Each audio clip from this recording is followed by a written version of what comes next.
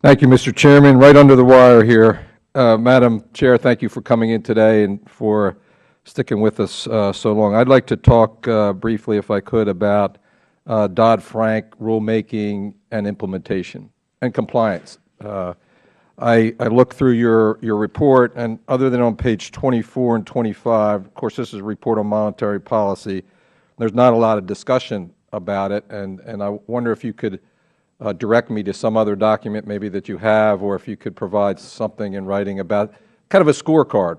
What rules have been implemented and done, what might be outstanding, and kind of characterize that work in some kind of way. Be glad to do it.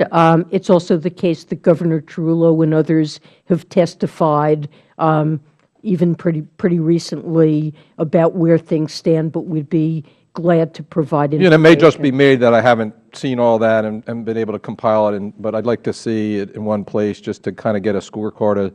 There's been a lot of discussion about today even in some of these things. And be glad to provide that. Yeah, so I'd like to go to the thing that you were just talking about in terms of SIFI designation. Governor Trullo, you mentioned he has spoken about it publicly, about the $50 billion threshold, that he didn't think that that's an appropriate threshold.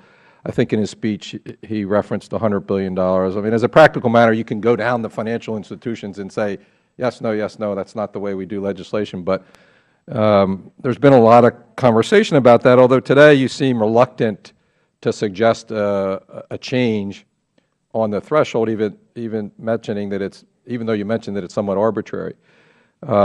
Could you just restate that? I know you've probably said it a number of times. I've been in and out of the hearing, haven't heard all that. So that's the first part. And the second part is there a better approach? And I know that others have asked that as well.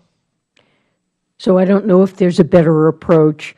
I mean, it's natural to, when designating that a certain set of enhanced prudential standards need to be put in place to try to define what institutions they'll apply to.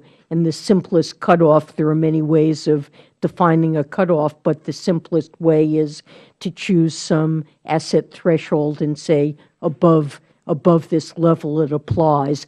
And in a sense, any cutoff is arbitrary. It could have been different. I think recognizing that within Section 165, the Board is given a good deal of flexibility to tailor the actual provisions to accord with, obviously, a $50 billion institution is not as systemically important or unlikely to be as a $2 trillion institution.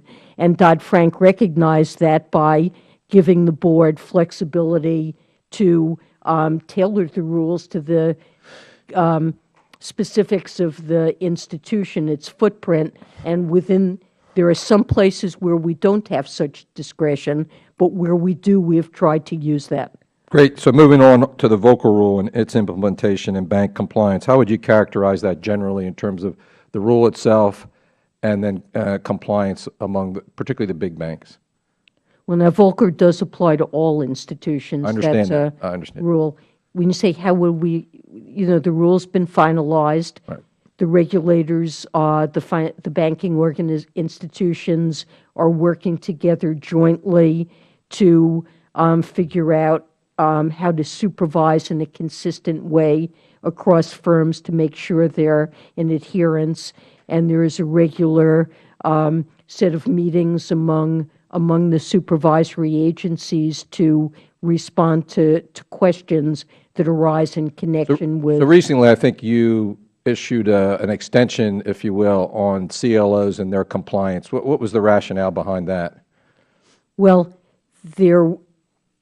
it looked like there would be significant cost to a number of institutions, and not just large institutions, but also many smaller institutions. Losses because they would have to sell them? Have to sell at a loss, that they had legacy holdings of these assets which would be difficult to sell. Now, clearly the rule went into effect that regulates all new acquisitions, all new investments. So this was a question of legacy investments. Right. Nothing going forward. Nothing going forward is affected by that decision. And no delay with respect to going forward. No, there's no delay in it.